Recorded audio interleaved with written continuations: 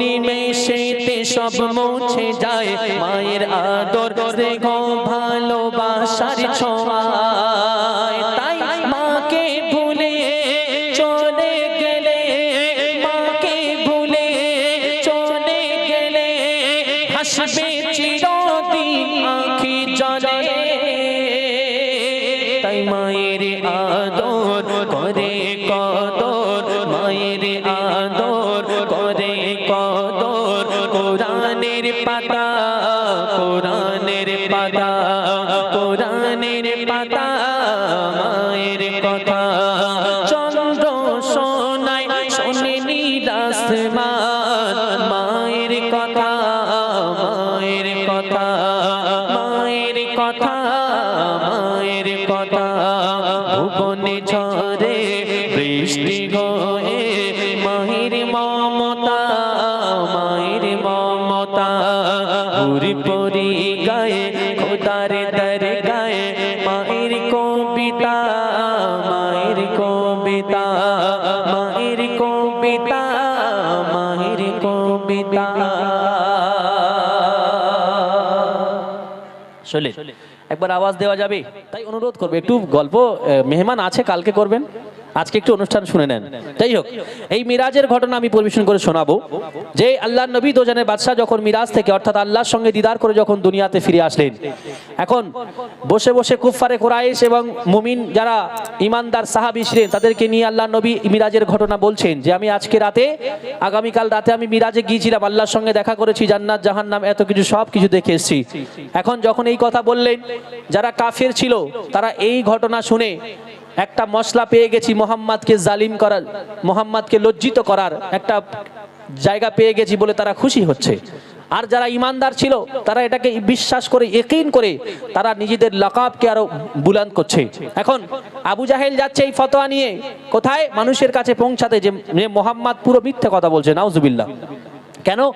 এক রাতে মক্কা থেকে মদিনায় যাওয়া যায় না, আর সে অন্য জায়গায় গেল, ফের সেখান থেকে মসজিদে আকসা থেকে গেল, আল্লাহর সঙ্গে দিদার করতে কি করে সম্ভব? এই সমস্ত ঘটনা একজন ইহুদি চিন্তা করছিল, করতে করতে তার সেই ঘটনা কবি ছন্দের মাধ্যমে লিখছেন, শুনুন। নূরি নবীজি যে মুঝে যা দেখিয়ে গেছে রে ধরায়, নূরি নবীজি যে মুঝে যা দেখিয়ে গেছে রে ধরায়, হয়নি কো ভোগা বিনা, হয়নি কো ভোগা বিনা অন্য আর কারো দ্বারায়।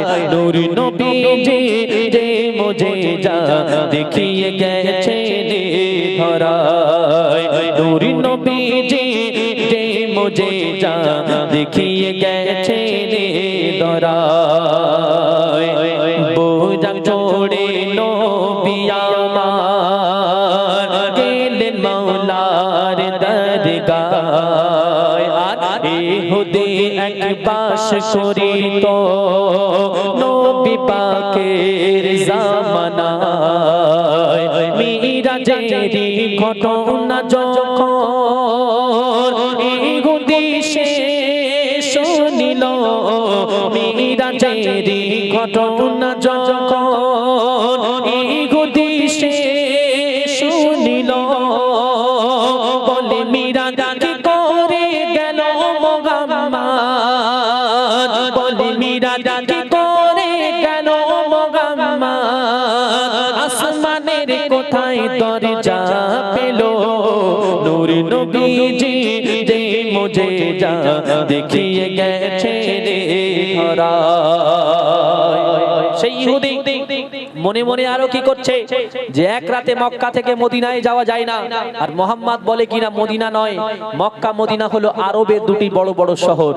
এখন এক রাতে মক্কা থেকে মদিনায় যাওয়া যায় না, আর মোহাম্মদ বলছে কিনা সে এক রাতে মসজিদে আকসায় গিয়েছে অন্য দেশে, সেখানে গিয়ে ফারিস্তা নয় সমস্ত নবী রাসূলগণের ইমাম হয়ে নামাজ পড়িয়েছেন, সেখান থেকে 7 আসমান ভ্রমণ করেছেন, জান্নাত জাহান্নাম দেখেছেন, আল্লাহর সঙ্গে দিদার করেছে। কখন এই কাজ শেষ সম্পন্ন করলো।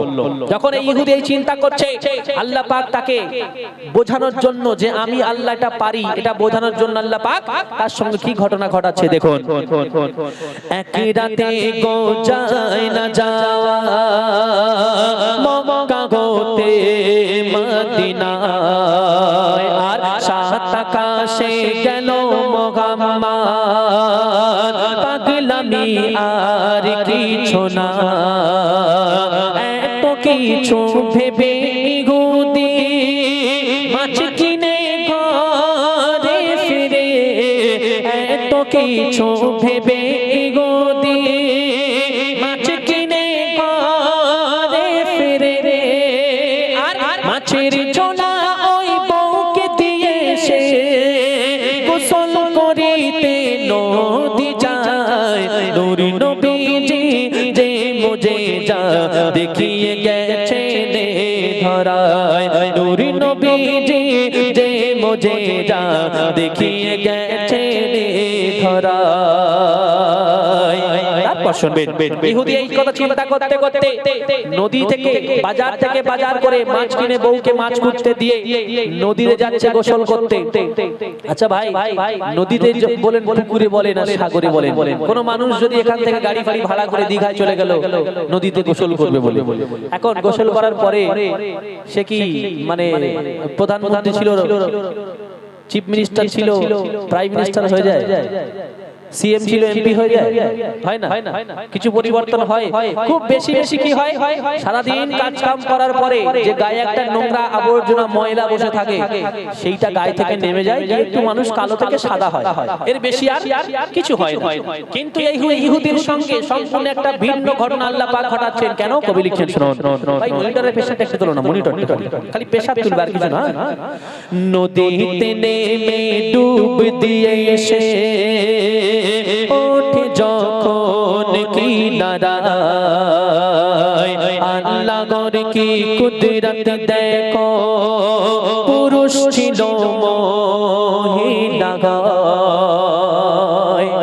আপনাদের কিছু পরিবর্তন হয় না, কিন্তু এ মানুষ যখন ডুব মারলো, ডুব মেরে ওঠার পরে মেয়ে হয়ে গেছে, ছেলে ডুব মেরে মেয়ে হয়ে গেছে। কেন? কবি লিখছেন, নদীতে নেমে ডুব দিয়ে এসে ওঠে যখন কিনারায়, আল্লাহর কি কুদরত দেখো, পুরুষ ছিল মহিলা।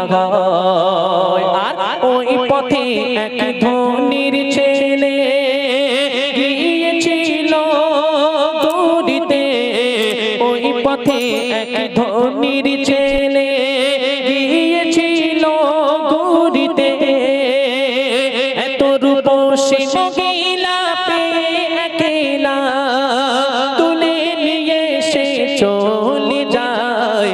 নূর নবীজি যে মুজিজা দেখিয়ে গেছে ধরায়। এখন ওই রূপসী মহিলাটাকে বড় লোকের ছেলে তুলে নিয়ে বাড়ি চলে গেল।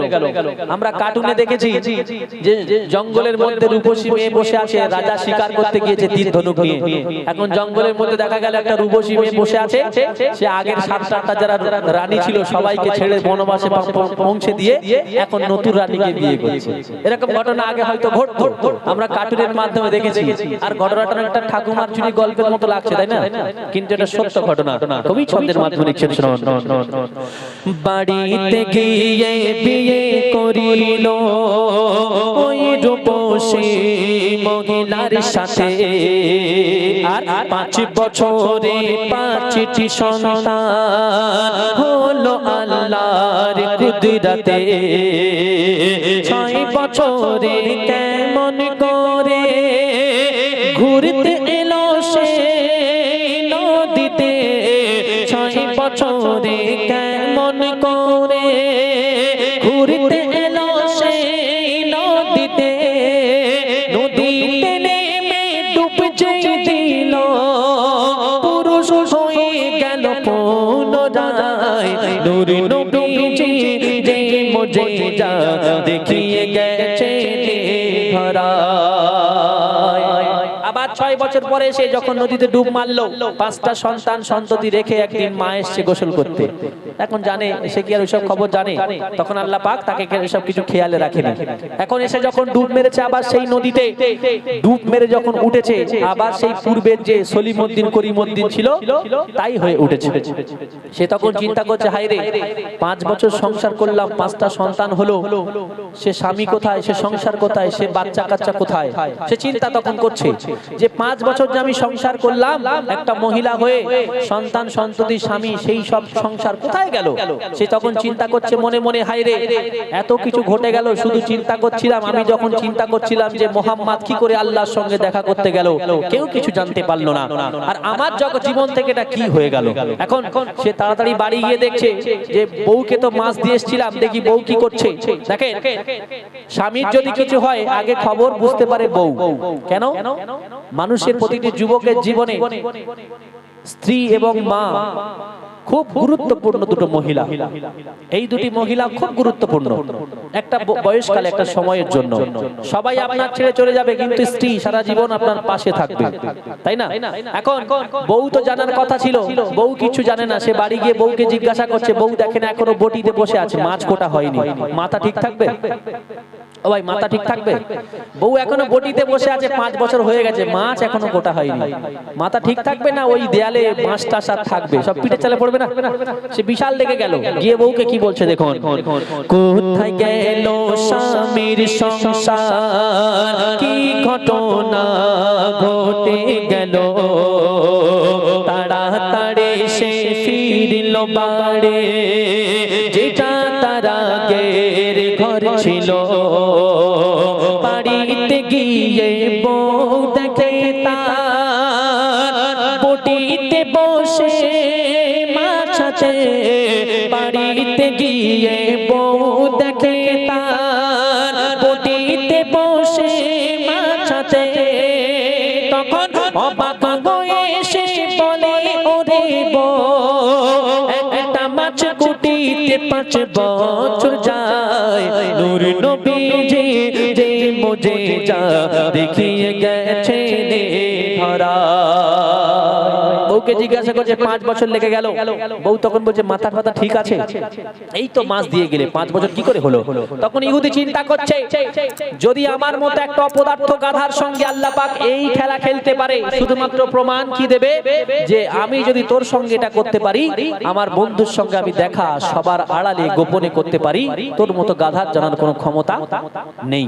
কবি লিখছেন শুনুন, বউ এ কথা শুনে বলে, নেশা করে এলে নাকি, কেন এই মাত্র তো দিয়ে গেলে মা, রান্না এখনো বাকি। তখন ইহুদি ভাবে এক ডুবে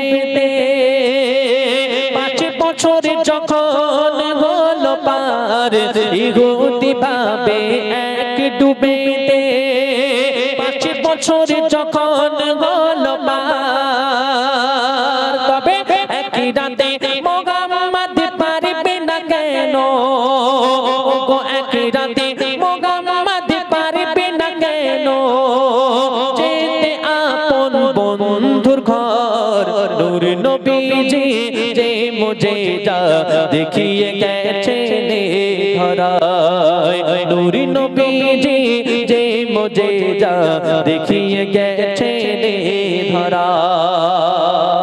ইহুদি যখন নিজের ভুল ভাঙলো, যে আল্লাহ পাক চাইলে এটা সম্ভব, সে যখন বুঝতে পারলো যে আল্লাহর নবী যে বলেছিলেন যে আমি এক রাতে মক্কা মদিনা থেকে পার করে মসজিদে আকসায় গিয়ে নবীদের ইমাম হয়ে নামাজ পড়িয়ে সেখান থেকে 7 আকাশ ভ্রমণ করে আল্লাহর সঙ্গে দেখা করে এসেছি, ইহুদি সবে বুঝতে পারলো।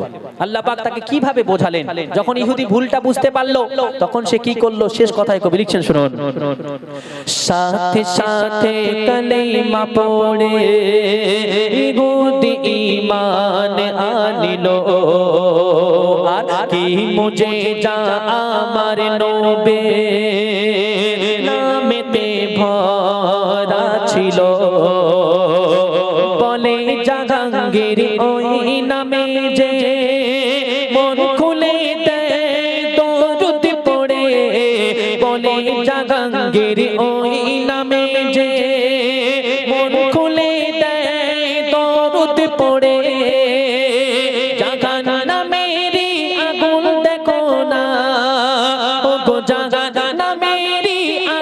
দেখো না তার উপরে হারাম হয়ে যায় নূর নবীজি যে মুজিজা দেখিয়ে গেছেন ধরায় হয়নি কবু বিনা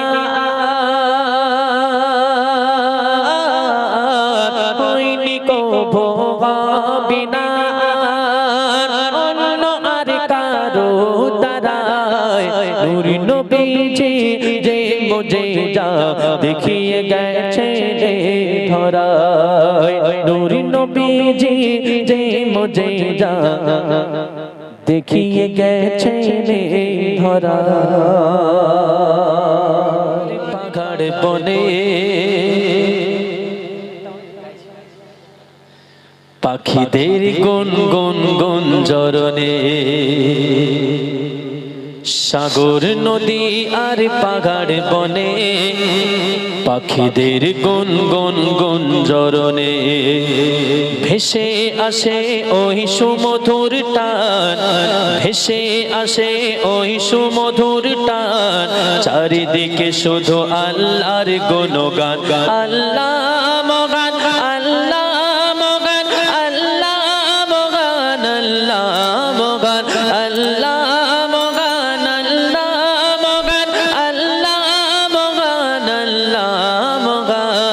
সাগর নদী আর পাহাড় বনে পাখিদের গুন গুন গুঞ্জরণে সাগর নদী আর পাহাড় বনে পাখিদের গুন গুন গুঞ্জরণে ভেসে আসে ওই সুমধুর টান ভেসে আসে ওই সুমধুর টান চারিদিকে শুধু আল্লাহর গুণগান আল্লাহ মগান আল্লাহ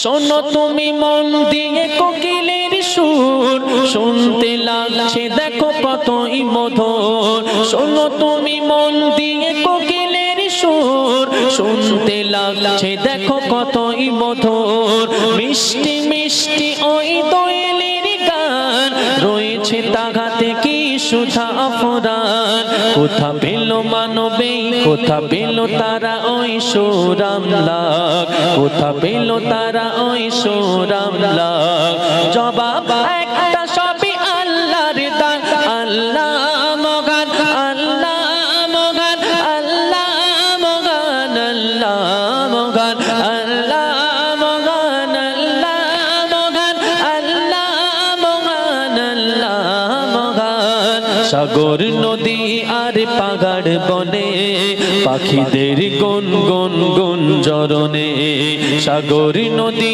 আর পাহাড় বনে পাখিদের গুন গুন গুঞ্জরণে ভেসে আসে ওই সুমধুর টান ভেসে আসে ওই সুমধুর টান চারিদিকে শুধু আল্লাহর গুণগান আল্লাহ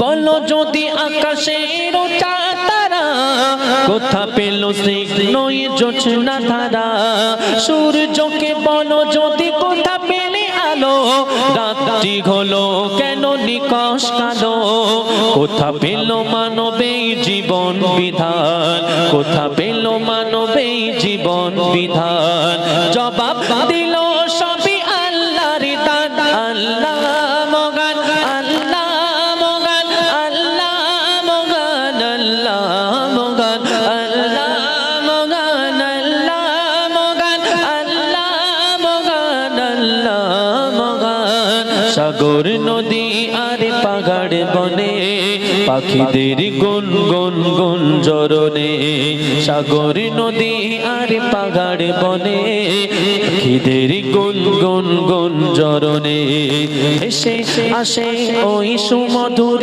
টান এসে আসে ওই সুমধুর টান চারিদিকে শুধু আল্লাহর গুণগান আল্লাহ মগান আল্লাহ মগান আল্লাহ মগান আল্লাহ মগান আল্লাহ মগান আল্লাহ মগান আল্লাহ মগান আল্লাহ